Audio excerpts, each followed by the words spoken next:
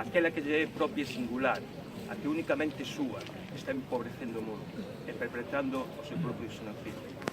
Ese pobo vil ollará aniquilada a súa lembranza e o seu nome indigno, borrarse, sen máis, do universo. Hai agresións á beleza e ao espírito, que a vida non tolera nin perdoa.